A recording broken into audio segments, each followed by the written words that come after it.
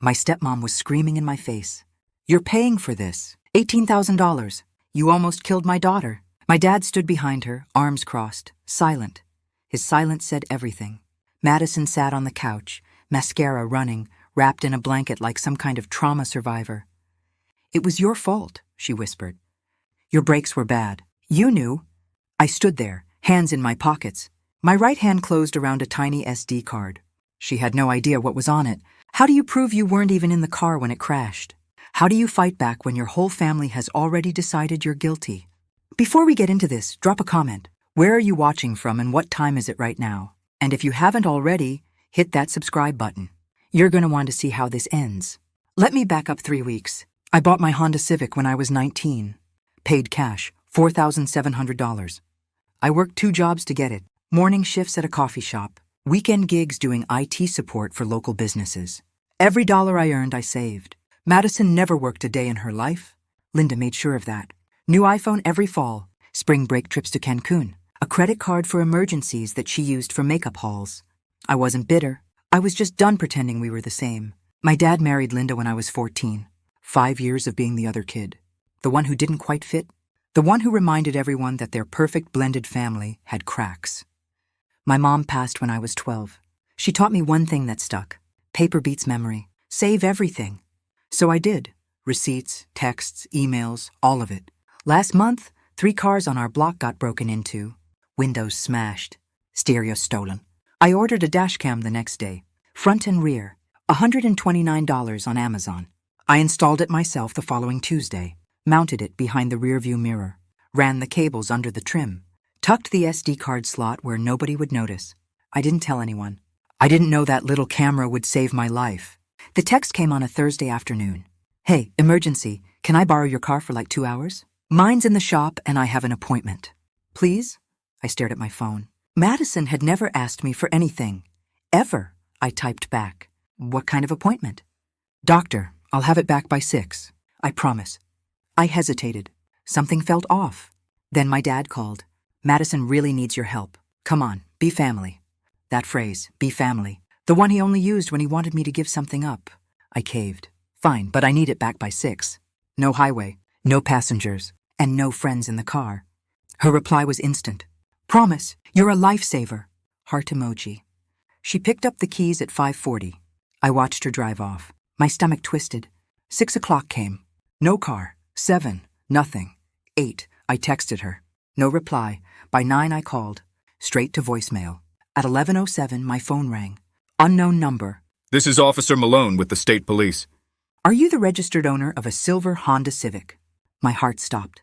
"Yes." "Your vehicle was involved in a collision on Interstate 95. The driver is being treated for minor injuries. You'll need to come to the impound lot." I drove there in my dad's truck. What I saw made my stomach drop. The front end was gone. Accordion metal. Shattered glass. The airbag hung out like a deflated lung. A cop walked me around it. Driver said she was borrowing the car. Said you knew the brakes were failing. I blinked. "What?" "That's her statement. She says you told her it was fine for a short trip, but that you'd been meaning to get the brakes fixed." My hands went cold. "That's not true. The brakes are fine. I just had it serviced." He shrugged. "Take it up with your insurance." I looked inside the car. Madison's Starbucks cup in the holder. A vape pen I'd never seen before. She wasn't alone. The insurance adjuster called the next morning. "You're the policyholder. If the vehicle was unsafe and you allowed someone to drive it, you're liable." That night, my dad and Linda ambushed me in the living room. Linda's voice was shaking. Rage or tears, I couldn't tell. "You almost killed her. You knew those brakes were bad and you let her drive anyway." I tried to speak. "I didn't. $18,000. That's what the car was worth. You're paying for it. Or you're out." My dad nodded. Madison sat behind them, crying on cue. I walked out. My hands were shaking, but I wasn't broken yet. I went straight to my room, pulled the Dashcam SD card from my desk drawer. I'd grabbed it from the wreck while the cop wasn't looking. My laptop took forever to boot. I slid the card into the reader. Please let it have recorded." The file loaded. 38 minutes. Timestamp 6:14 p.m. I pressed play. Madison backs out of the driveway. So far fine. 2 minutes later, she pulls into a gas station parking lot. A guy gets in, early 20s, Beckworth's hut. Grin on his face. Madison laughs. My stupid sibling will never know. His voice. You sure? Trust me, they won't check. They pull onto the highway. I watched the speed overlay climb. 60, 70, 85, 90. She's looking at her phone. He's vaping, blowing smoke at the camera. They're laughing. The highway splits. She doesn't slow down. Red light ahead. She glances up too late. I heard her scream half a second before the truck hit. The screen went black. I sat back. She lied. About everything. I saved 3 copies. Cloud, laptop, thumb drive. But the footage was just the start. I checked my text messages, and that's when I found something even worse. Day 3. The insurance adjuster sent an email. Subject line, claim review, action required. They were investigating whether my policy could be voided for negligent maintenance. If they voided it, I'd be personally liable. For everything, the car, her hospital bills, the other driver's truck. We were talking $50,000, maybe more. I couldn't breathe. Then I saw the Facebook post. Linda had written a full essay. My daughter nearly died last night because her sibling refused to fix faulty brakes. She's in so much pain. Please keep Madison in your prayers. 387 shares. The comments were brutal, reckless, heartless. They should be arrested. My boss pulled me aside at work. Hey, are you the one from that accident people are talking about? I felt my face go red. It's not what it sounds like. She nodded. But I saw the doubt. That night, my dad slid a piece of paper across the kitchen table. Handwritten. Payment plan. $1,500 a month. For 12 months. Starting next week. At the bottom, failure to comply will result in termination of lease agreement. I rented the basement unit from him. $400 a month. He was threatening to make me homeless. Sign it or pack. I had 72 hours to decide. That's when I went back through my phone. And I found the text she forgot to delete. Madison had used my iPad once, a few months back. She'd logged into iMessage to send a photo. Never logged out? Everything synced to my cloud. I opened the backup. There it was. A thread with someone named Kyle. Sent 1 hour before she borrowed my car. Gonna tell my sibling I need the car for an errand, LOL. Pick you up at the mall. Then we hit the coast. Kyle, your mom's gonna flip if she finds out. Madison, she won't. I'll be back before dinner. I scrolled down. Another text. Sent 10 minutes after the crash. Before the cops arrived. If they ask, say the car had problems. Brakes or something. My mom will handle the rest. Kyle, you sure? That's messed up. Madison, trust me. They'll cave. They always do. I took screenshots. All of them. Timestamps matched perfectly. She planned it. The lie, the cover-up. All of it. I had her intent. Her conspiracy. Her accomplice. And she had no idea. Now I had her motive, her lies, and proof she coordinated a false story. It was time to move. I couldn't let it go. Why would she do this? Ruin my credit, my reputation, risk everything. For a joyride? I started digging. Madison's Venmo was public. I scrolled through her transactions. There, 2 days before the crash. Madison sent Kyle $600. The note, for last weekend. Leaf emoji, smoke emoji. She owed him money. For something Linda definitely wouldn't approve of. Then I found the GoFundMe. Linda had started it the morning after the crash. The title made me sick. Help Madison recover from a tragic accident caused by negligence. The description painted me as a villain. Reckless, cheap, dangerous, goal, $5,000.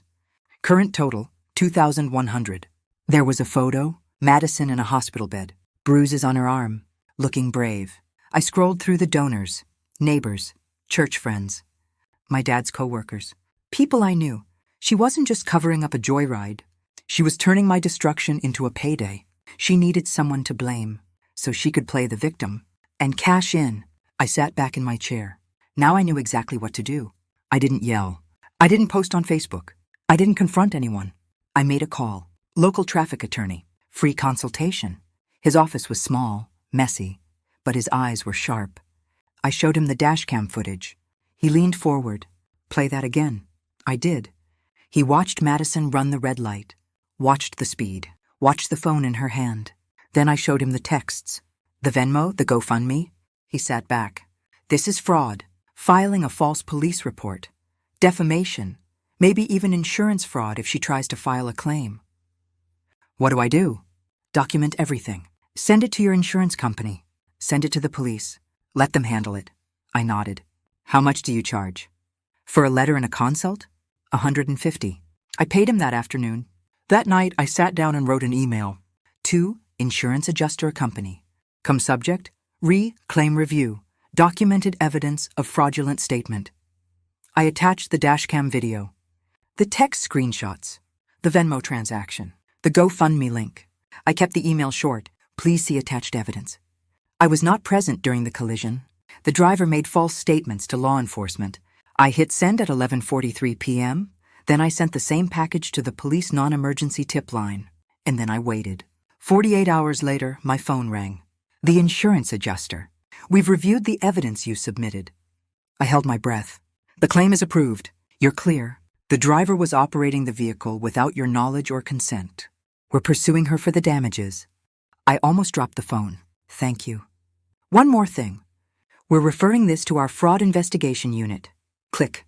An hour later, a voicemail. This is Detective Larson with the state police. We've opened an investigation into case number 247791. Filing a false report. We'll be in touch with Ms. Madison. Thank you for coming forward. I played it 3 times. Then I checked the GoFundMe. The page was gone. In its place, this campaign has been removed and all donations refunded. I sat on my bed, and I laughed. For the first time in a week. That evening, my dad texted, "We need to talk tonight." I knew what was coming. I drove over at 7. Linda and Madison were on the couch. My dad stood by the fireplace.